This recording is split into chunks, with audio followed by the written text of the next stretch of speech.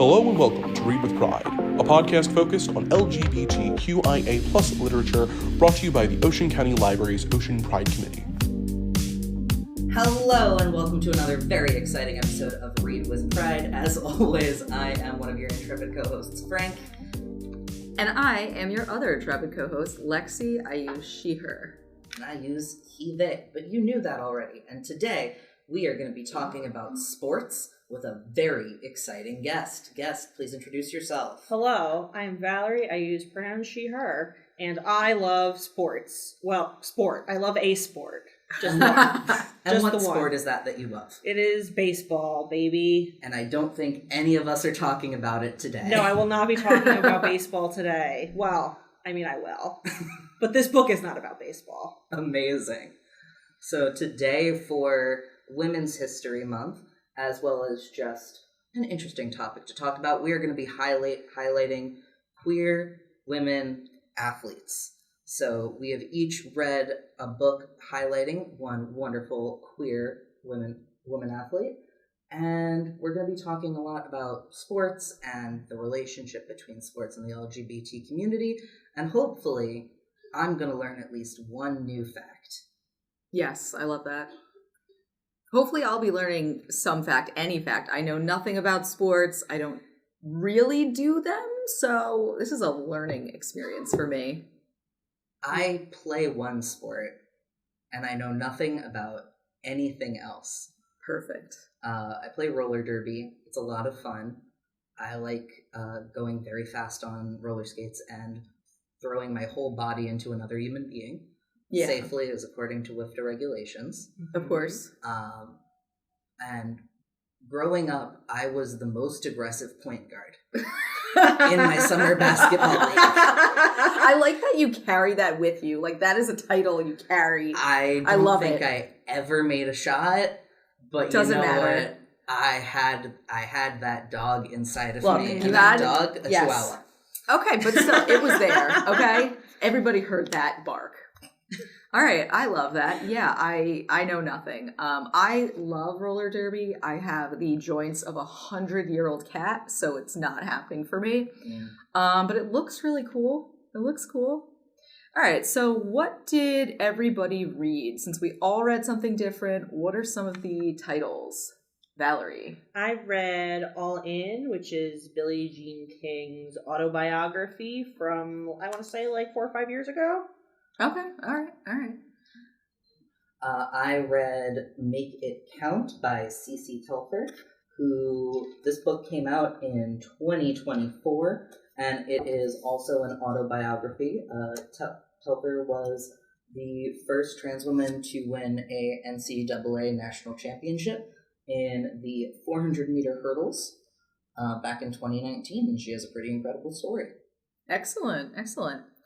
I chose today to do Spinning by Tillie Walden. It is a biography, and she is an award-winning cartoonist, so this is in graphic novel format, which is unusual. No, I love graphic novels, but usually I am much more of like a biography, like audiobook reader. Mm-hmm. And I think, Frank, did you changed it up a bit too this time, right? I did. I read my book digitally this time. Oh my goodness. Which was strange because normally I will be sitting as we record flipping through a book with far too many post-it notes, and right now I am flying relatively blind.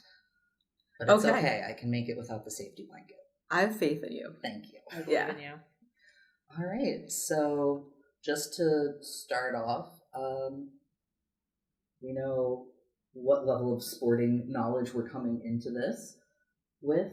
And, Valerie, as the major lover of sports, yes, why did you pick up All In? I picked up All In because I knew Billie Jean King's name. Mm-hmm. I knew it was associated with tennis. I have seen some tennis in my life. Maybe I was asleep. Okay. My eyes were probably open for some of it. I don't really know. Okay. But I felt like it's a good jumping point to be like, I sort of know this person, and I feel like it would be better to know more about this person that I vaguely know of and whose name I feel like I hear. So you liked sometimes. what you saw, you wanted more. Yeah, that's a good way to put it. All right. And not every tennis match can be challengers. No, not every tennis match. Most tennis matches, I would say, cannot be challengers. They don't have ball cam at regular tennis. And you know what? That's what regular tennis is really missing. That's what it's actually missing. All right.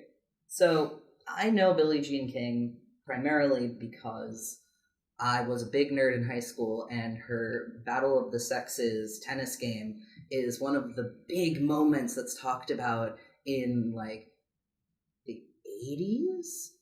No? When? 70s. The 70s. 73. I'm so little. 73? But that was a big part of, like, that era of feminism. Mm-hmm. That was a big high point, saying that, yes, anything you can do, I can do better. And there was a lot of pageantry surrounding it. And I know that she has done things since 1973. Yes, she has. Yeah, she but I have surely has. no idea what they were. Well, you'll find out. Oh, you're like me to tell you now. I would love for you to tell me now. Okay. So the Battle of the Sexes took place in 1973. There had actually been an earlier match with the same male tennis player whose name was Bobby Riggs, and he had played another prominent female tennis star and defeated her. Mm-hmm. At this point, he was in his 50s. He had been a tennis champion in the late 30s, and he was just having a laugh. He was in the press talking a lot about how female tennis players didn't deserve to be paid equally for their work because they should be at home, barefoot and pregnant. These are actually words he said, by the way. Which is so wild. Yeah. And he had been badgering Billie Jean to play for like months and months and months. She just kept saying no because she was like, there's nothing in it for me. This isn't going to materially make conditions for female tennis players better. Right. Mm-hmm. I'm just not going to do it. And then Margaret Court did it, and she lost. And then she was like, well, now I have to. I have to because, and he like annihilated her. Ooh. In like straight sets. That burns. Yeah, it was not great. Because it's one thing to be like, all right, I'm not going to feed the trolls. I'm not going. I'm not going to engage, and maybe it'll go away. And then there's the, oh, you think you've proved your point. Now I have to destroy you. Exactly. Yeah, it was called the Mother's Day Massacre.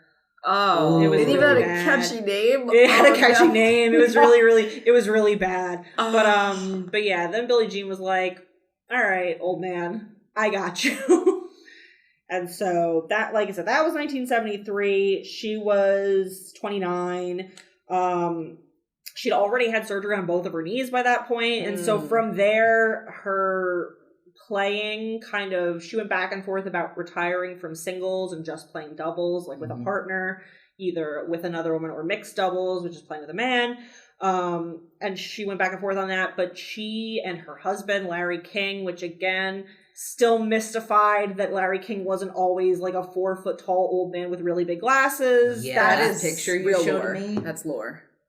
That's not Larry King. That's like a man. That's just some guy. That's a guy. He's not Larry King. Yeah. But anyway, she and Larry, they had started a women's sports magazine. They had started like a tennis league. They had started an instructional tennis company, and they were having a lot of financial issues with that. So she was like, I kind of have to keep playing singles because we need the money.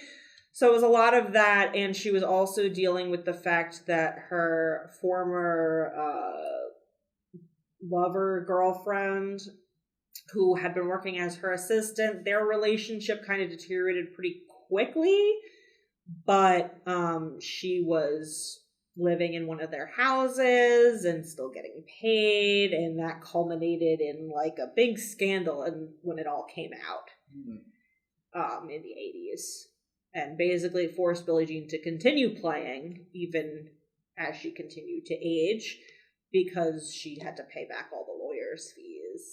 It was a whole big mess. And obviously I wasn't born yet, so I don't remember it. I don't remember really talking about it. I only had ever really associated her name with tennis, even though I knew she was a lesbian. So it was like, how did I miss this whole big thing that happened Mhm. where she was like publicly outed? I didn't know she was a lesbian until like maybe a year ago. So Yeah, and I'm just going to say again, in no way, I would have bet my weight in gold that that's not how she got her last name King, that she was married to Larry King. No, she's married to Larry Like, King. I never, because I, obviously was like, oh yeah, she's a lesbian, and that's just her name. That's what she was born with. It is not. what a that. fitting name for such a regal figure. Yes. Yeah. So, okay. Now, since she was married to Larry King, and she was married to him for what, like 20 years? Over did you 20 say? years. Yes, that Yeah. is, wow. When did she know that she was a lesbian? It seemed like she really did know for a very, very, very long time. She had admitted to him, like, before they got married, that she had been attracted to women, and he was just like, that's fine, we're in love, like, that's what matters, I don't really care. Great.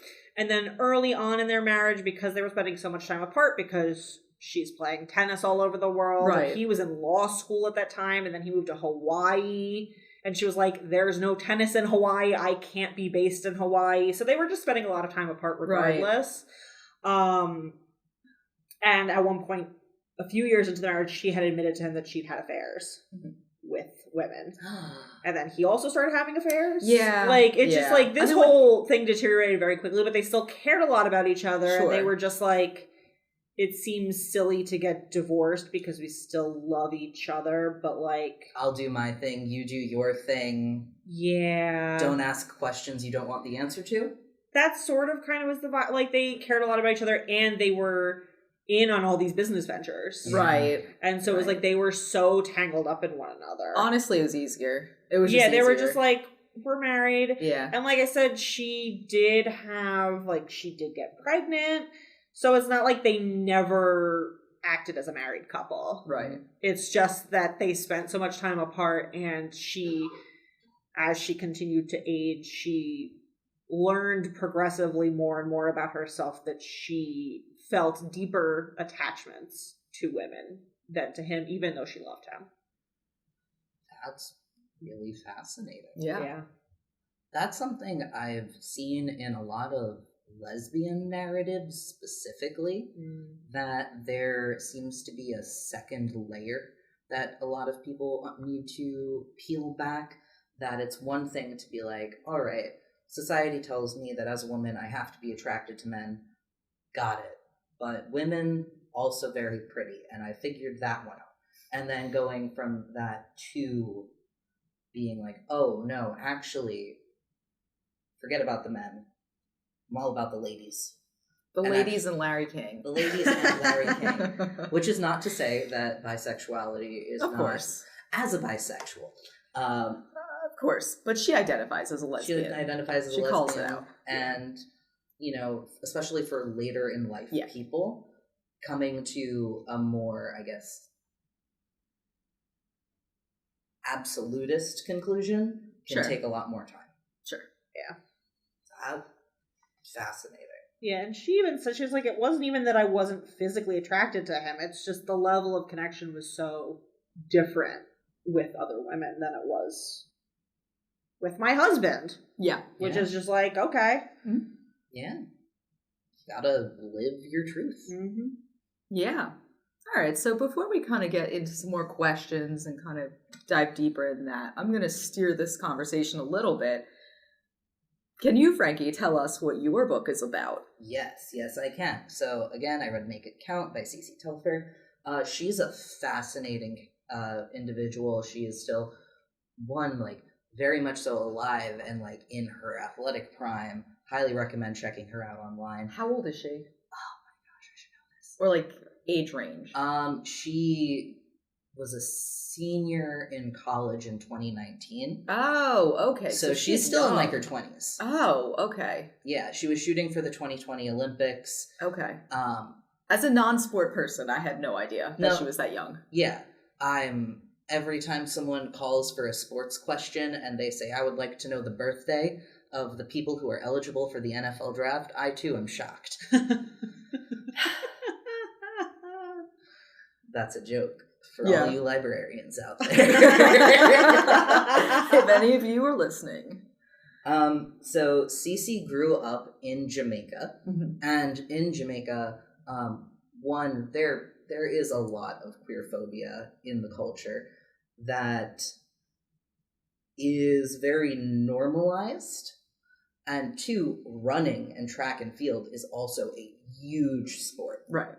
Cece, in this autobiography memoir, talks a lot about how she knew from a very young age that she was her mother's daughter, Mhm. and that she always felt more feminine. Right. And this resulted in her acting in a more effeminate and like flamboyant way, that she would be harassed as a child and called slurs on the street, like walking to and from school, because of the way that she moved, that she walked and ran like a girl. Now, let me ask you, was her mother accepting? No. Okay. No, it's not a happy part of that story. So Cece started running track in school, and very quickly that became a lifeline for her because of everything that she was kind of doing wrong in like performing masculinity and fulfilling societal roles. She was a star athlete and a star student. So there were a lot of people who would still try to call her names, but they would be stopped by being like, oh no, this is the one who's winning the national championships for their school, so we're not going to talk too badly. Yeah, and that's an interesting dynamic too, because it's like, yeah, you are this other, however, you are helping us, you are well known, you're good representation, at least in that world of like academics and you sports. Can do this one specific thing and nothing else. That's really interesting. And then as Cece grew up, she had family in Canada that her mother moved them in with for a little bit when she was in high school, and middle school and high school, and Cece eventually started exploring like chat rooms on the internet and began to learn more about words like transgender or gay. Sure. And she understood herself to be a straight woman.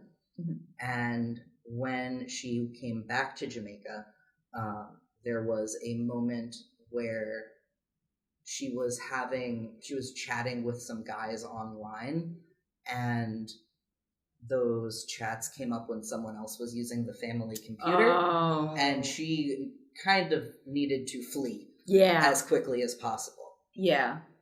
She ended up settling in New Hampshire for high school. Oh, wow.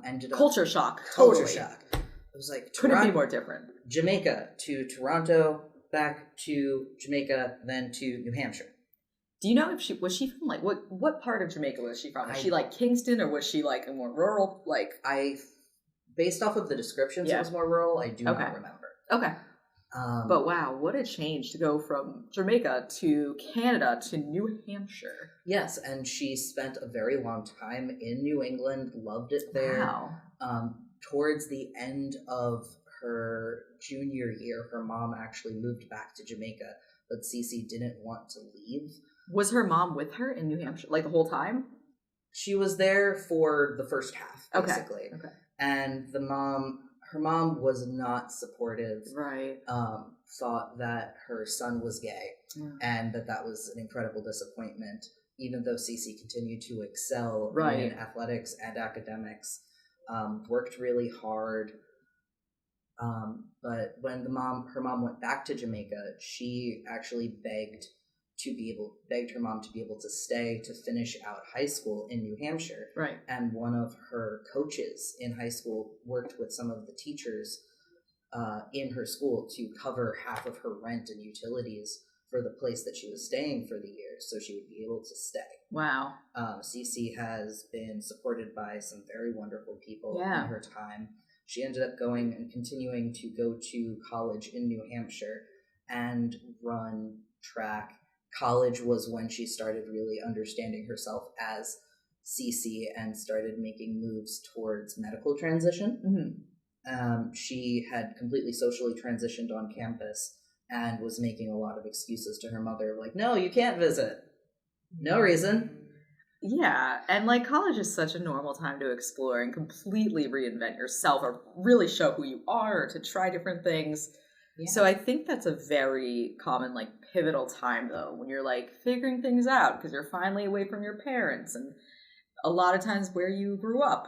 Yeah, and so Cece ended up transitioning but didn't ask to run with the women's team until her super senior year. Super senior. So she ended up leaving the track team due to mental health reasons. Okay. Her last year of college, or what she thought was her last year of college, because the stress of transitioning and being out publicly, but not out to the people who she cared about the most, not being able to contact home. That was an immense mental burden for her. And then she came out to her mother on the day of graduation and told her the date was a week after because she wanted to be able to walk as herself. After the ceremony, a teammate's family who had basically adopted Cece were saying, hey, if you wanted to call her and tell her, we're here for you right now. And she called her mom, came out, and things went terribly. And so this is not like a happy Disney ending. No. This part, okay. Cece is a champion. She is a survivor. Her tenacity and dedication to greatness and achievement is honestly unrivaled based on things that I've read. She is incredibly determined and hardworking. She lost a lot of support that she really should have had. Yeah. And so her family completely disowned her. She was left adrift with no support, no connection. You know what? What a huge loss for them. Because look at how amazing she is and what she's accomplished without them. Oh, yeah. Oh, like, truly. God. No, she has done speaking tours. She ended up becoming the first ever NCAA champion for the 400 meter hurdle, the first trans woman who did that. Yeah. She has achieved amazing things. She's a fabulous athlete. She ended up going back to school for her last year to get some biology credits to then become a nurse. Oh my God. God. And she worked in a nursing home during the height of the pandemic. Oh, wow. And continued to train. Okay, so you know how like you say to people like, oh, you're better off and this and that, and you mean it, but like this girl is truly, truly better off. She is going above and beyond to get things accomplished. Like, that's amazing. Every part of that story, like, that's amazing. And honestly, that's just like part one. Yeah. Which I've spent a long time talking. Yeah. But I don't want to like not talk about any of it and miss it. After college, she ended up the next step after like great success in college sports is usually training for like the world championships and the Olympics. Mm-hmm. She wanted to go to the Olympics, and she is still, as far as I know, working on qualifying for the Olympics. But in her effort to do so and qualify back for the 2020 Olympics in Japan, the World Athletics Association made several decisions on the ability, like what qualifies a trans woman to participate as a woman, and the level of aggressive hormone treatment and the standards of proof basically made it physically impossible. And this is medical screening that only trans women are subjected to. This is something that's common across various sports. I mentioned I play roller derby. I know people who play on a nationally competitive scale who are wonderful, who, depending on where in the country they are competing, they do need to like submit blood work before they are allowed to participate in certain tournaments. Wow. That seems dubious. Yeah, I think dubious is an excellent way to describe that. Yeah. Cece also was unable to secure professional coaching. By her own accounts, she sent over 300 emails requesting to work with different coaches, and either they would immediately outright say, no, I'm not going to coach someone like you, or the worst ones were when they would be like, wow, yeah, you seem really dedicated, I'd love to work with you. And then a week later, hey, actually, no one on my team is okay with this. She really, I mean, just, the amount of dedication and tenacity is almost unfathomable. Like, she really, every turn of her story so far has been difficult and challenging. And she knows in the deepest depths of herself that not only is this something she wants, but this is something she can do. Yeah. And that she definitely believes 125% in herself, that she has what it takes and she can be that great. And I was just blown away reading this by, one, the triumph of the human spirit and how hard she worked, but also the fact that at every opportunity when, I'm going to say generally, most people would crumble in on themselves and be like, maybe this isn't what I meant to do. Yeah, they'd pack it up. She has this unwavering belief in herself that I found really inspiring. Yeah, I mean, literally in anything, if you were that dedicated, like alone, like the rest of her story is absolutely amazing. But even just that determination to keep going, even though it's so challenging, is really admirable. Yeah, and where we leave off in her story, so this book came out in 2024, was that she is simply continuing to train without a coach. Yeah. And continuing to push herself towards athletic greatness, and that she refuses to let these roadblocks stop her. Yeah, wow. Yeah, no, she's just a really phenomenal person. Yeah. And what I kind of think of when I think of like the archetypical athlete of someone who is dedicated to their sport and their own betterment and achievement, she nails it. Yeah, she's absolutely fabulous.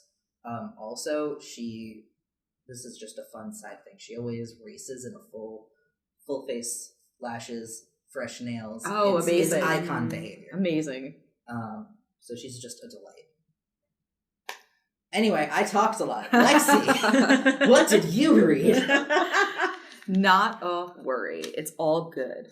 I've read Spinning by Tillie Walden, and it is a memoir about her childhood experience with being a figure skater. Ooh. Yeah, it was really interesting. And, something that I have been listening to when both of you talked, and especially when you just spoke, Frankie, is that there is, it sounds like, a level of ostracism throughout, whether it is by the audience, the wider world, your teammates. There is this, or your coaches themselves, there is this theme of being othered, even within a sport or a place where you are supposed to feel your freest and your safest. Yeah.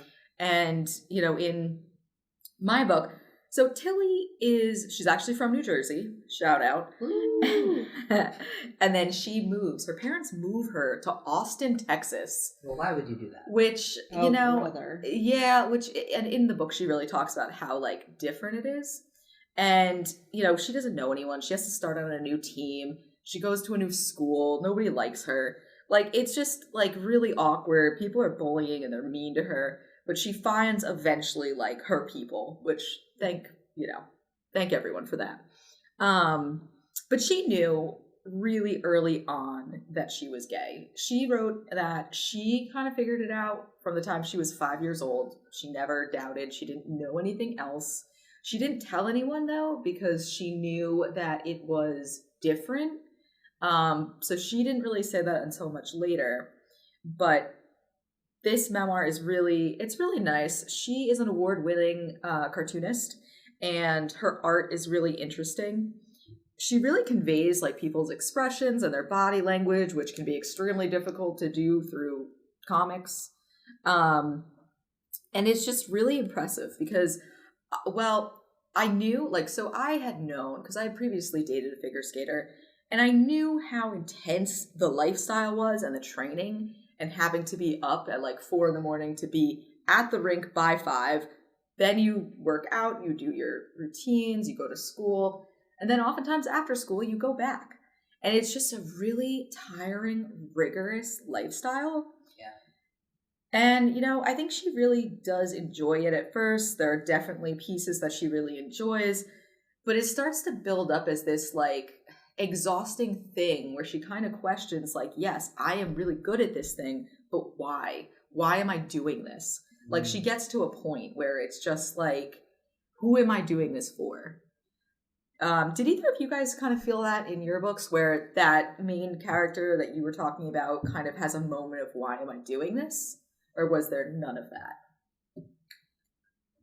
I think Cece definitely, when she took a break from track, yeah, and she decided that was the thing she needed to put down in order to heal, she did have that moment of being like, well, why am I doing this if I can't do this as myself? Yeah. But I do think it's interesting also to see, like, I read a book about someone who continues to pursue professional athleticism. Billie Jean King also was a long career athlete who then, I believe, pivoted into activism. Yes. Yeah. You mentioned your author is and subject is a award-winning cartoonist. Yeah. So she gave up figure skating. Yeah. One of my, and this was told to me by someone else, but one of my favorite quotes about figure skating is, I didn't quit figure skating quit me. And I just love that. But yes, so, and you know, Tillie Walden, she is very young. She is actually 29. I think she's going to be 30 this year. So she's accomplished so much. I mean, she won an Eisner Award. She is well known for her stuff within her own circle. She is married to another cartoonist who she is also very well known. Just very creative, very successful in her other pursuit. But yeah, it just, and there's other things in the book that she kind of deals with. There's some trauma and assault. So that is something to be aware of when you're reading this. But it's just, it's very, I don't know. And I don't know if it's kind of relatable in a certain way for me because it hits like very common, like overview topics of like being queer in secret, growing up, because she's younger than me, but like growing up in an area at a time where it wasn't like the norm in high school, where now I feel like it's much more norm. Like, depends where you are, I think. I guess I should, yeah, I guess so. I meant more like New Jersey here. New Jersey as compared to Austin, Texas. But Austin is very progressive too, but still Texas. Geopolitics are complicated, man. They sure are. They sure are. But I would broadly say that now is a much better time to be queer in high school than 20 years ago.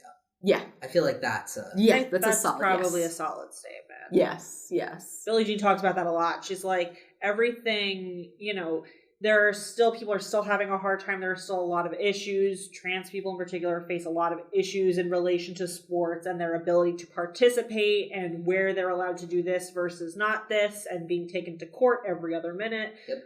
But back in my day, it was unspeakable and unthinkable. Oh yeah. You wouldn't talk about it, you wouldn't think about it. There's actually a whole section here in the middle about a trans tennis player who sued the tennis association because they barred her from competition. And she was like, well, I wasn't going to compete in the US Open because she was an older athlete. Mm-hmm. She was in her 40s. She had a career as an ophthalmologist. Oh, wow. And she was just like doing this other smaller competition. And then when they told her, well, you can't play in the US Open, and she's like, I think I will sue you. Yeah. And I think I will play in the US Open. And they're like, okay, you have to submit for a chromosome test. And she said, no, I don't think I will do that. I think I will sue you. And she ended up winning, and she did compete in the U.S. Open. Amazing. Yeah. In her 40s. Yeah, I mean, Astonishing.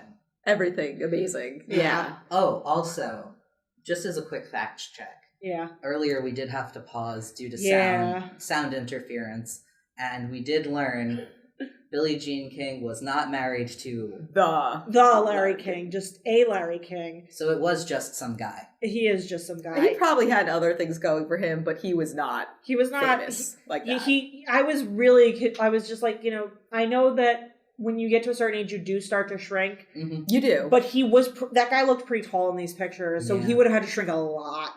And that's the thing that made me go, now wait a second. We talked about this a lot, but maybe I should double check. And then I was, well. So apologies to that, Larry King. Yeah. Apologies to Larry Kings everywhere. I did not know there was more than one of you. And now there's our world at least opened two. up. There's at least two. There's at least two Larry Kings. So that was a disappointment for all of us, but we're moving on. Yeah.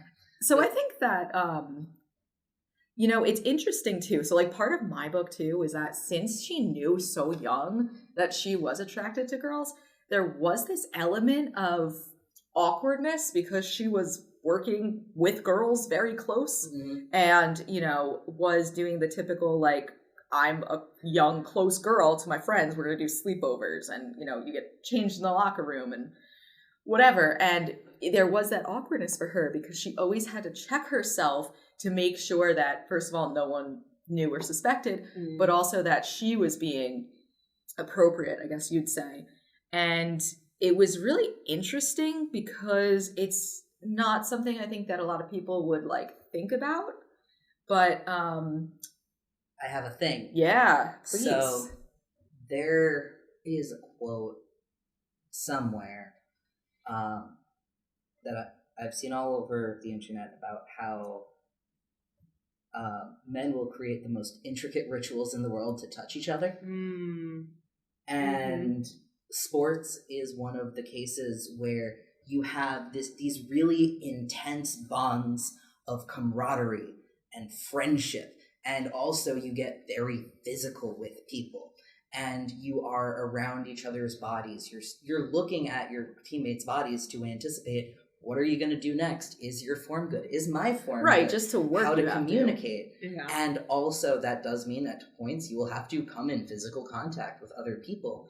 And there are so many things that are okay to do in sports and nowhere else. So I was going to add, when you had originally said, they make these elaborate rituals to touch each other, I'm going to say in a socially acceptable way. Yes. Because, yes, they are under the guise of, this is a sport, this is wrestling, this is football, there's a lot of touching.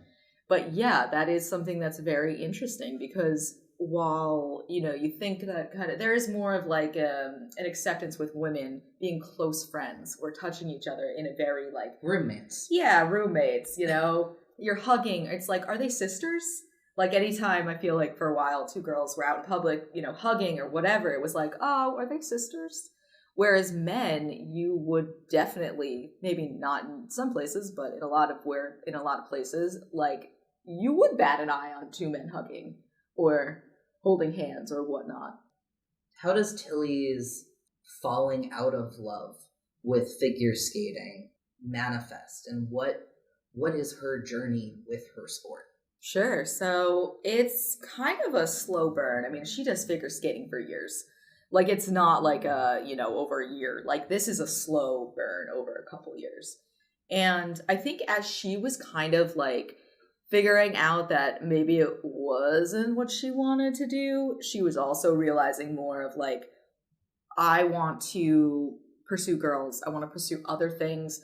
This takes up too much brain space and actually time, because none of these girls have any time, it sounds like, to do anything else.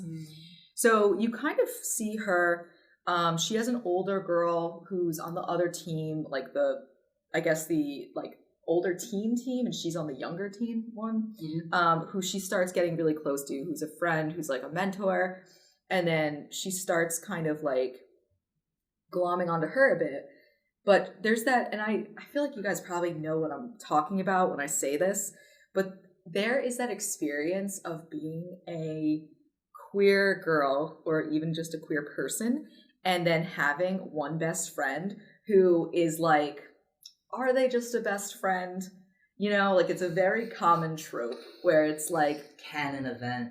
Yes, it is. It's such a global experience, it feels like. And then it's like, no, and that one best friend becomes your world.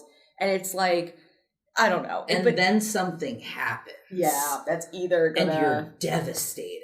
Yeah. But it's just, they were just friends. Yeah, and you know what? That's exactly right. Because it's like, if a blowout happens or you have a friendship breakup, I feel like people can't totally understand why you're so devastated.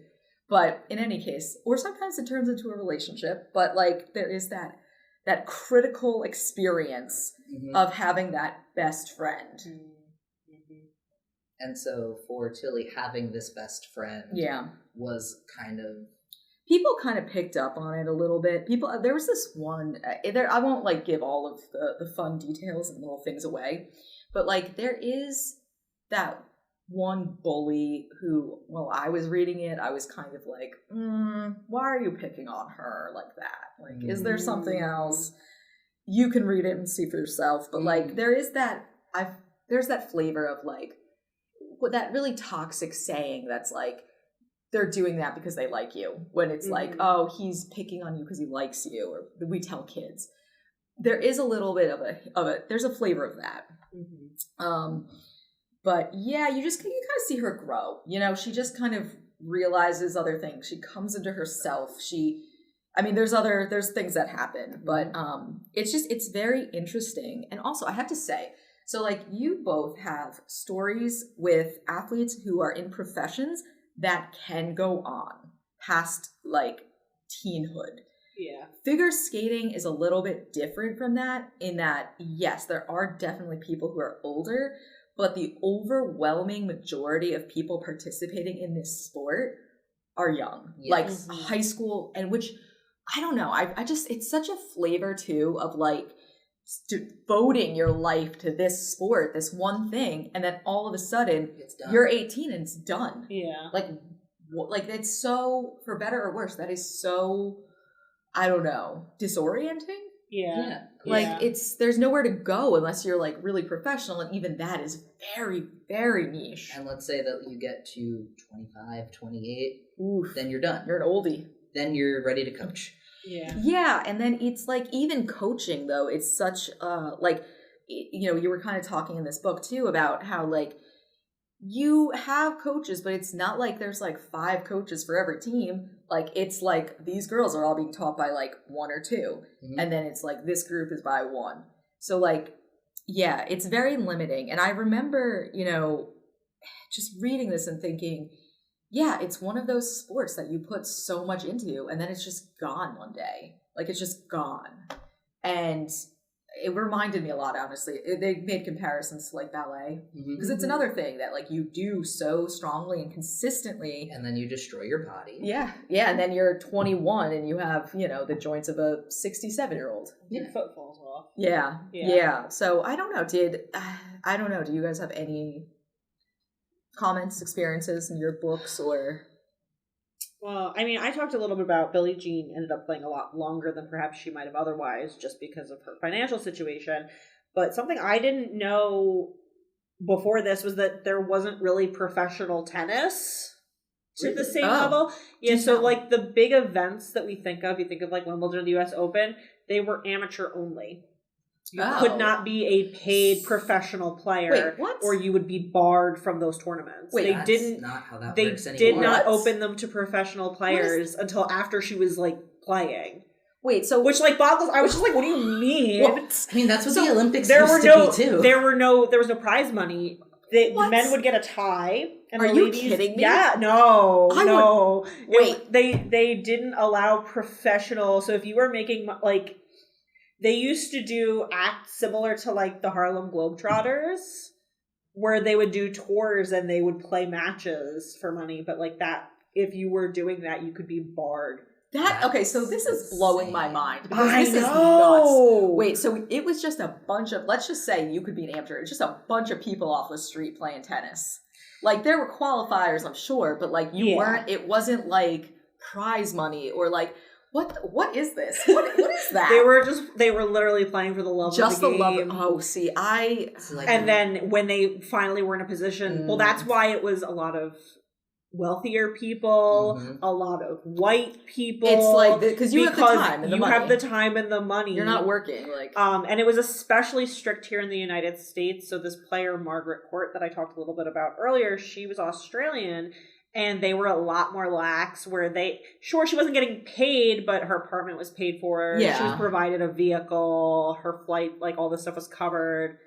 Okay, so even more for me, like even more kudos to the women that like stuck around because yes, my God, if I was getting that mistreated and just, completely, I don't know, bullied and just and no like incentive besides like honestly, obviously the love of the game is huge and a big like push, but at the same time you want to be compensated. Love of the game will not pay your rent. Exactly. It will not buy you groceries. Thank you. Correct. It will not give you health insurance. Just like if someone, with social media or whatever is like, you'll get paid in exposure. Like these pictures. It's these very things. that. No. There's a certain level of like labor organization that's very central to this book because Billie Jean was a part of. And of course, when they started allowing the pro stuff, sometimes the men's prize pool was like 8-to-1 ratios of that prize money, and so she was part of organizing the first pro women's group, and they pushed to be That's like, amazing. We're going to have all the players join us, all the women players. And we will not show up to Wimbledon unless you make the gap between the men's prize money and the women's prize money much, much smaller. And we're going to continue to revisit it every single year until it's equal. That's amazing. The U.S. Open was the first tournament to have an equal prize for men and women. So, do you know what year that was? That was, I want to say, sometime in the 70s. That's way earlier than I thought it would be. But, I mean, you have to consider that it had been around for a long time by right then. So it wasn't actually all that early, and it changed pretty rapidly, all things considered, considering how long it had been going on before that, and that when she started there was no money. Wow. Yeah. So I have a question then.